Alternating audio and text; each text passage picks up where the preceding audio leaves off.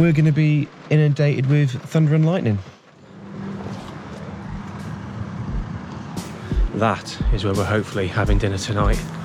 That chippy there, Queen's Fish and Chips in Sutton Farm, Shrewsbury.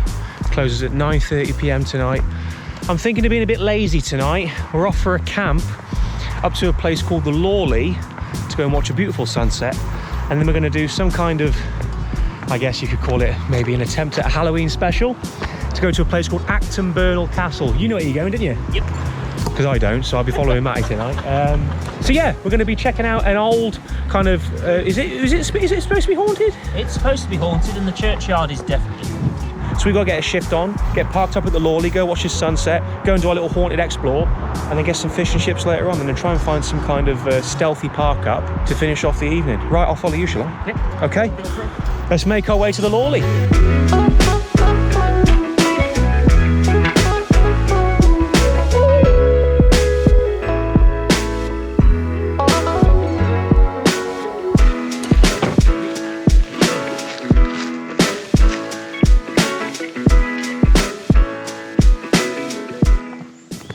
Now this is something that I've missed on the channel.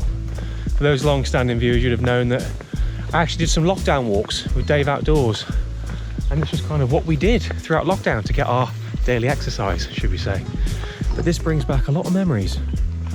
Just walking past farmers' fields on the Shropshire roadsides, looking at views like that. And that is the Lawley just up there. So that's where we're going to try and get to. But Matty's been quite ambitious with this. You said an hour and a half, didn't you? Yeah, about an hour and a half.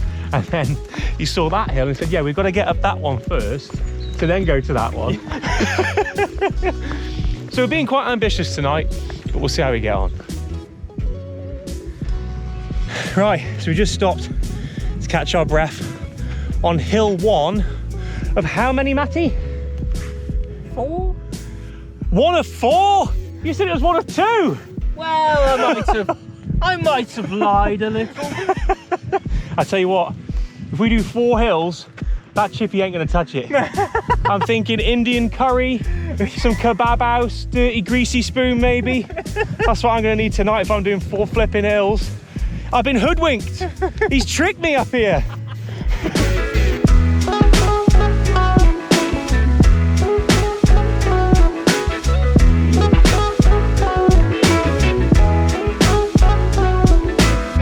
Oh, that'll do, pig. That'll do. Look at that. We've walked all along these hills. You can't even see where we started. And the best part, the absolute cream on the cake, is that we've got to walk all the way back, all the way down the roads there by the farmhouses to get back to the cars up the country roads, while hoping and praying and keeping our fingers crossed it doesn't rain. If you like seeing me get tortured, make sure you leave a like on this video. It's all his fault. This man's fault right here. You're welcome. You're welcome. 3 hills later, and we're still a good quarter of a mile from the top.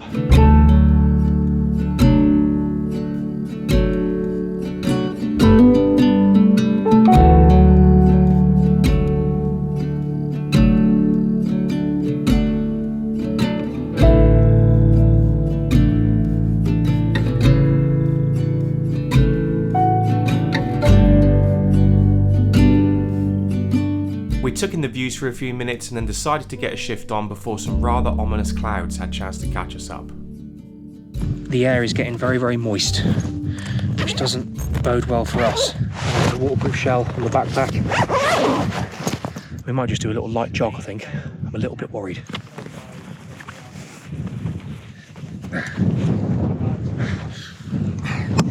Only an hour's walk back to the car. Come on, mate. We are still probably at least 45 minutes away from home. I say home, the car. You're about an hour and a half away. And we're running away from that, basically. I don't know if you can see the hills in the distance, but they're more or less invisible now because there's rainfall over there. And now we've got rain, so let's get back to the car And hopefully, fingers crossed, we don't get soaking wet, because that is going to be one uncomfortable night in the back of the car. Right, so we're just trying to find a torch now. The light is fast escaping. And it wasn't long until we were in complete darkness trying to navigate our way back to the cars. Oh God, that's scary.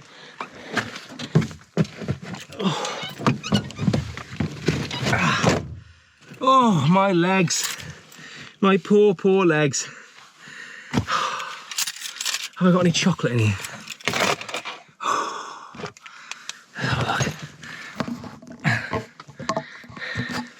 I can see a whisper of hope. Oh, yes. We've got a slightly out-of-date chocolate bar from Aldi. That'll do. After getting some energy and getting back on the road, we skulked into Acton Burnell, sneakily avoiding alerting any residents. We are in probably one of the most affluent areas of Shropshire. The castle's just up ahead. And we're going to go take a look. The time now is 7:30. So a relatively friendly time. I hope no one thinks we're up to no good. Right, I'm not going to film much more now. We're going to gain access into the grounds. There is a little kind of, I suppose, section where you can walk through. Yeah. We haven't got a jumper fence or break in, should we say. So we're going to get in, hopefully keep a low profile. And then we'll bring you back when we're a little bit closer to getting in the grounds.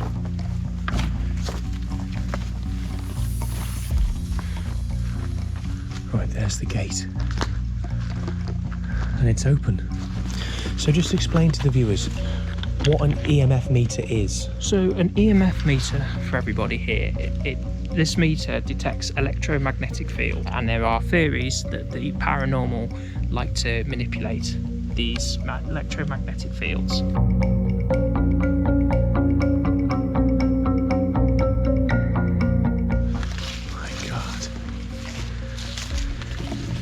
So for those of you that aren't familiar with Acton Burnell, much like myself, I'm going to put a little bit of voiceover here. Acton Burnell Castle was built by Robert Burnell in the 13th century, but sadly it was abandoned by 1420. There have apparently been sightings of a young girl who haunts the grounds, scratching the stonework with her fingernails at night. Do you want to do your speaking to the spirits like you've done before? Give a little chat. Is anybody here with us? Oh, that flickered. That went to orange. Speak again. Could you make a bang? Could you make a sound for us?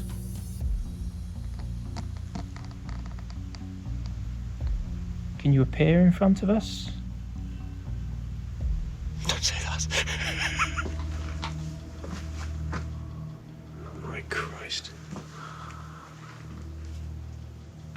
Bloody hell. I would never come and explore this by myself. Hello? I definitely heard something then. Something over there, yeah.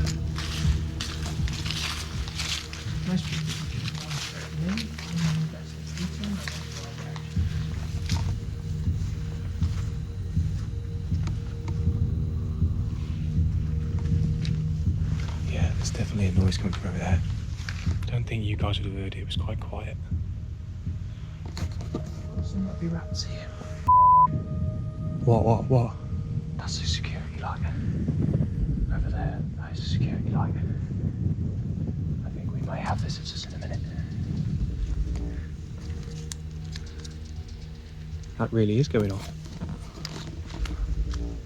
Do you reckon something sinister might have happened with these trees at some point?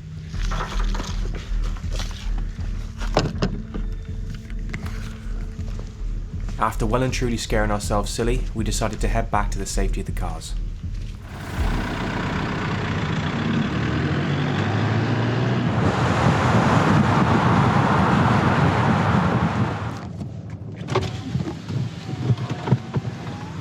I don't know about you, but all that ghost hunting's got me bloody hungry. It has. Hello mate, how you doing? Can I get a large fish and chips, please, mate? Yeah. Cheers, champs. Thank you very much. Thank you. Right. Large fish and chips. Let's get some sauce. Let's get us down on X. Turn them on. Close that. Fall into the car. Right then, large fish and chips from Queenie's, I don't know, Queen Fish and Chips in Sutton Farm, Shrewsbury. A large box. A little bit surprised about the price. £9 for a large fish and chips. I remember, not so long ago actually, pre-pandemic, when a large fish and chips used to be no more than 7 quid, 6-7 quid. But does the price speak for what you get? And to be fair, that is a fair old portion. Get some sauce. Ooh. There we go. Ooh. So we've got an extra packet of salt, a McDonald's ketchup, and a sachet of mayonnaise that I was able to steal from the Motorhome and Caravan show. By the way, I'm just parked outside the shops there. People are still going in to get their fish and chips. Walking past and what the bloody hell is this guy doing? What is your go-to order of choice from the chippy? What do you guys have? Leave a comment below. Let's try this mammoth fish. Whoa, baby.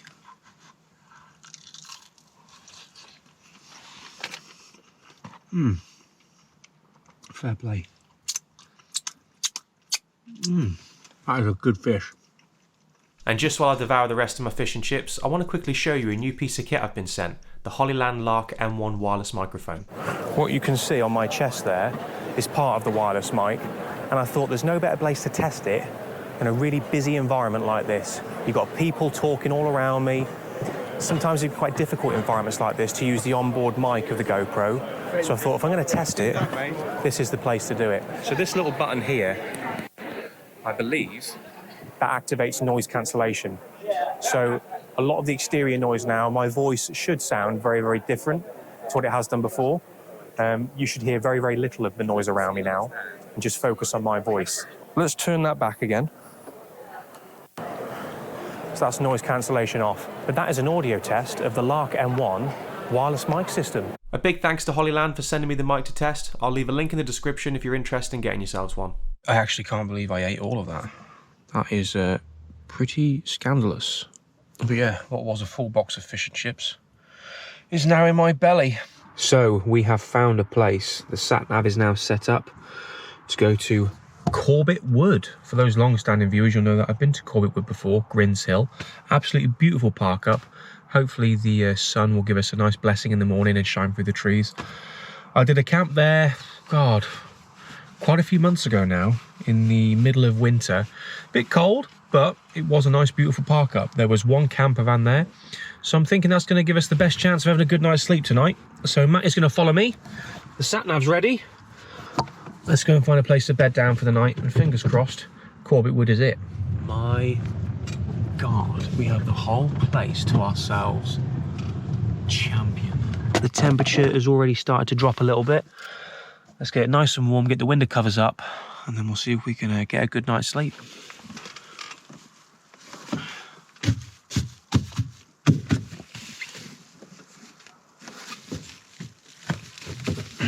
Oh.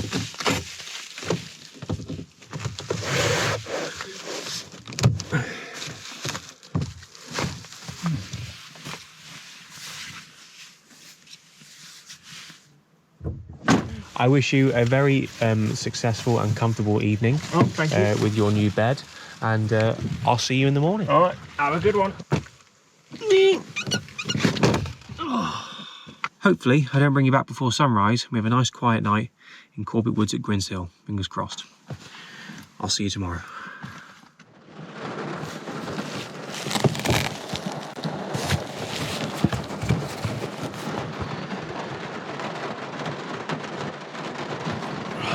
Still pitch black outside.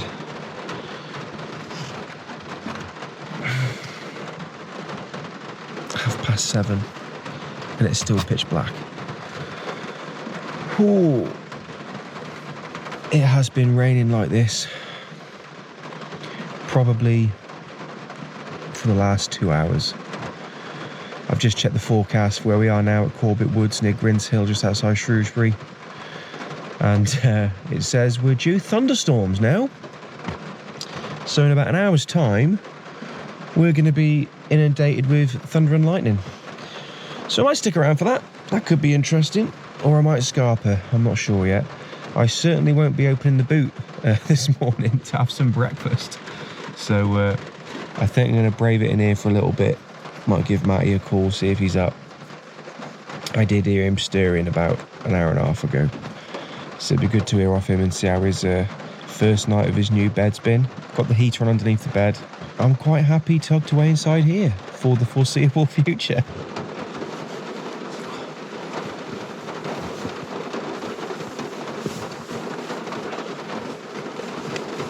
Right, I'm up. I'm out of bed. It's 20 to 8. The rain is still throwing it down. I've seen lightning through the gaps in the curtains there. I've heard a bit of thunder as well. Now the original plan for this camp for today was to go from here and go and hike at Kai Caradoc. I hope you can hear me over the rain noise. Now I haven't spoken to Matt yet. I've heard him rustling around in the car. I think he's up. I'm going to give him a WhatsApp call now. And I'm going to try and... it's not going to happen, by the way, but I'm going to try and convince him that going up Kai Caradoc is a good idea and it's great for video content. So I would come over and have a little impromptu interview with you, but unfortunately the weather is not going to allow us to do that at the moment. But just to explain to us briefly how your first night was with your new bed setup. Do you know what? It actually wasn't so bad. I actually was expecting a little bit less than what I was going to get. But this actual mattress is incredibly comfortable. Oh, brilliant. Really, really comfortable. I actually prepared for the Arctic rather than a couple of days. I've been thinking, right, obviously the weather's not great at the moment, but I was thinking we should probably go and do Kai Caradoc because it's going to make a great video.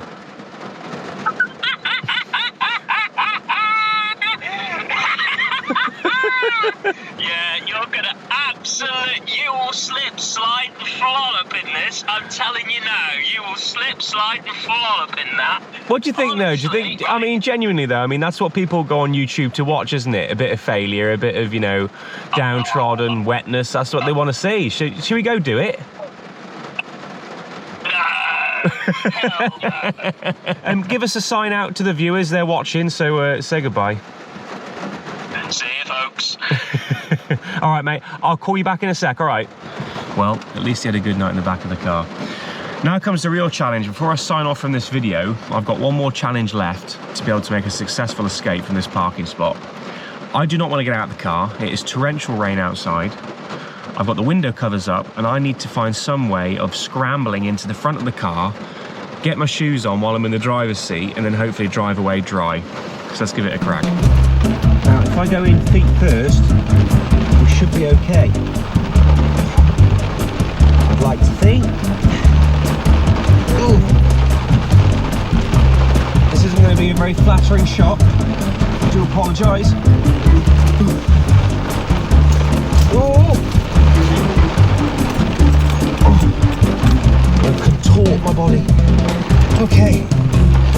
Oh, we're in. Right. Thank you guys ever so much for watching this somewhat Halloween-y special car camping video thing. I don't know really how to categorise it. We'll see how the title and thumbnail turns out. But yeah, thanks for joining for the car camp, and I guess I'll catch you guys in a future video.